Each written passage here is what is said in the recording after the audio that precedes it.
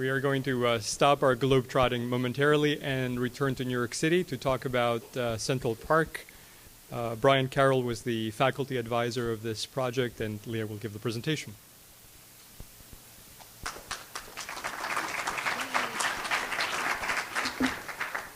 Hi, good evening, welcome. Thank you for attending.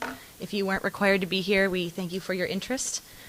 My name is Leah Bernhardi, and I will be presenting on behalf of my group, which has been working on climate change adaptation planning for the Central Park Conservancy Institute. The Conservancy is the organization that manages Central Park on a day-to-day basis, and the Institute is the educational arm or body within the organization.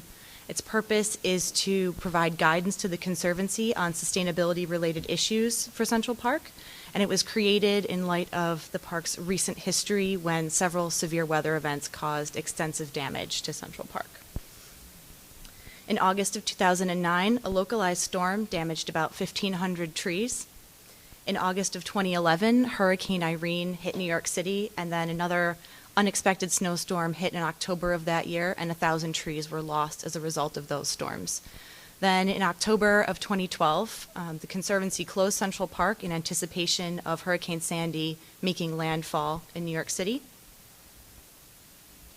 Sandy alone damaged or destroyed about 1,100 trees, which is about 5% of all the trees in New York City, some of which were over 120 years old. The park reopened 7 days later, but some of the hardest hit areas had to stay closed even longer. And while still recovering from Sandy, and only 4 days after reopening, the park had to close again when a nor'easter hit and cost the park an additional 20 trees. So the projected climate changes for New York City show that Central Park may continue to experience damage at this level. By 2050, a gradual increase in average temperature is very likely and projected to rise by 4 to 5.5 degrees Fahrenheit. And a rise in average precipitation is also likely, projected to rise by 5 to 10%. Also, an increase in extreme weather events, such as more intense, frequent, and longer-lasting heat waves and more frequent downpours are also very likely. But these climate changes, projected climate changes, come with two very important caveats. The first is that these are based on middle-range projections, so we can't say with absolute certainty exactly how the changes will progress. And also, we can't determine with exact certainty what the impacts will be to Central Park, because those impacts will largely be determined by the patterns that these climate changes occur in. For instance, heat waves are projected to increase by 2 to 3 times, or be 2 to 3 times more frequent by 2050, but we don't know if they'll be associated with extreme drought or with downpours, creating a more tropical environment, and the impact will vary depending on how those combinations play out. So the Institute's biggest challenge right now is advising the Conservancy about becoming more resilient with likely changes coming up in the future that have uncertain impacts.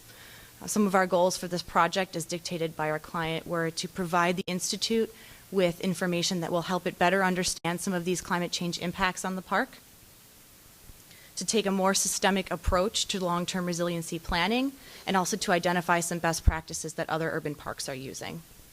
I'll walk you through some of our key findings of what we found when we addressed these challenges.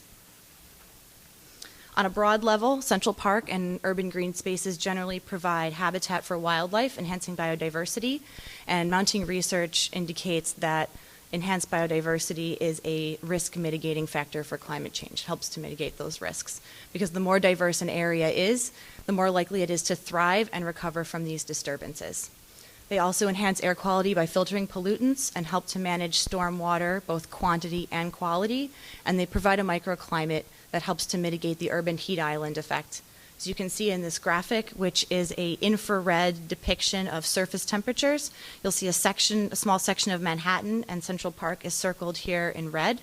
The blues and purples in Central Park show that the vegetation and water bodies are keeping the surface temperature relatively low compared to the urban built environment and its surroundings. So Central Park provides critical benefits for New York City, which is facing rising temperature, more rain, more extreme weather events, and a growing population. But these climate changes may impact Central Park's ability to provide those benefits for New York. In order to determine some of the impacts for Central Park, we identified 3 what we're calling macro habitats, which are the urban forest, urban aquatic, and urban lawn areas. In the urban forest, cold winters typically keep pests and diseases in check, but warmer winters may allow them to spread, which may have implications for species diversity in the urban forest. Also, trees may grow more in the short term, but these extreme weather events may stress trees in the long term and cause more tree loss. As you can see in this photo, is just a small portion of the debris collected after Sandy at 102nd Street. Also, determining impacts is going to be very challenging because they will be likely species specific, and also to reiterate the importance of patterns of climate changes, urban forested areas will react differently to climate change depending on how that occurs throughout the year. Urban aquatic environments are particularly vulnerable. With warming water temperatures and lower oxygen levels, species composition will likely change over time, and with more rain, erosion and runoff will bring more nutrients and toxins into water bodies. And the combination of that with higher temperatures will make water bodies more conducive to algal blooms, like you can see in this photo here, which was taken at the Harlem Mere. Also, runoff and erosion will bring more sediment into aquatic water bodies, reducing habitat space. Urban lawns face becoming a thing of the past due to their low biodiversity and high maintenance needs. Faster growth in the short term may increase the need to mow 250 acres of lawn, or the equivalent of 189 football fields in Central Park.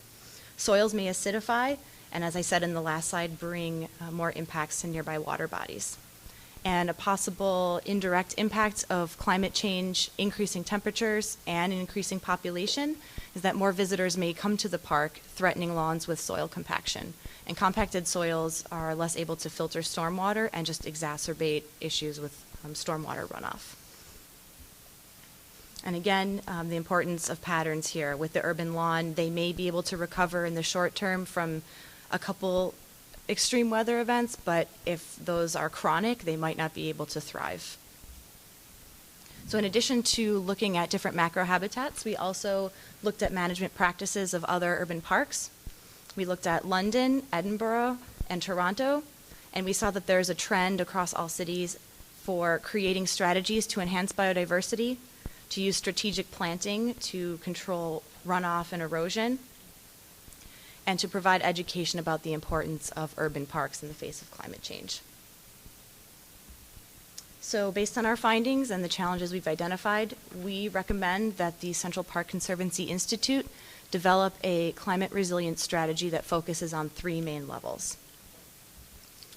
At the park or organizational level, the strategy should be goal-oriented and focused on communication so that all departments within know how their day-to-day work aligns and supports the park's overall climate resilience goals. An example of an area within this level would be education and research, such as making the park a learning laboratory with experimental plots of adaptive species, bringing researchers and students to the park to learn about the importance of biodiversity for urban resilience. At the second level is the habitat or operational level, where we request or recommend that the Institute develop a system of indicators and data that will help monitor ecosystem health and inform decisions about enhancing biodiversity. This will help strengthen the park's resilience, even though they don't know exactly what the specific climate change impacts will be. It will also help to integrate day-to-day operations with their long-term planning efforts.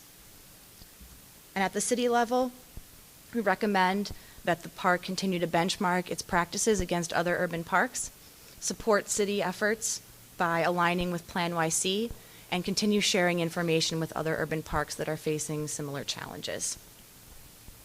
And this strategy that we recommend provides a more systemic way of approaching climate change resiliency planning. So in conclusion, Central Park is an oasis.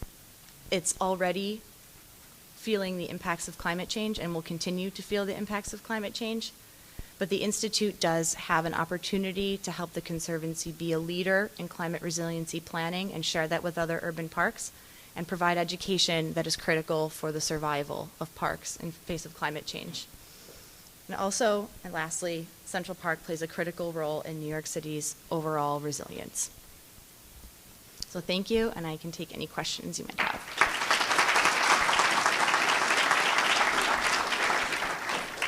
Okay, questions for Leo? Yes. How did you decide which cities to benchmark against? You mentioned Edinburgh and Jordan.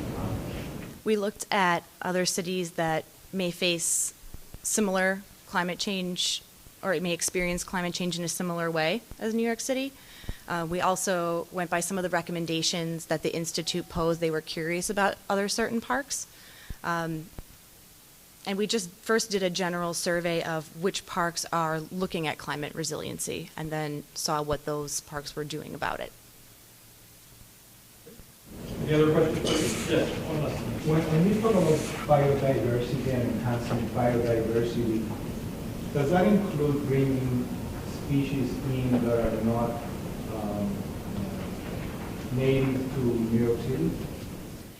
We have not prescribed, or we haven't given prescriptive recommendations about how to enhance biodiversity, plant this tree in this spot, but we are talking to the Institute about being open to the possibility of using species that aren't native. And that's actually a very interesting political question for the park, because it was built to be mimicking an English garden. And that's its history and that's its culture. And now they're facing a situation where some of those plants that they originally had might not be viable anymore. So they face an interesting issue there with bringing in new species. Great. Excellent presentation. Thank you.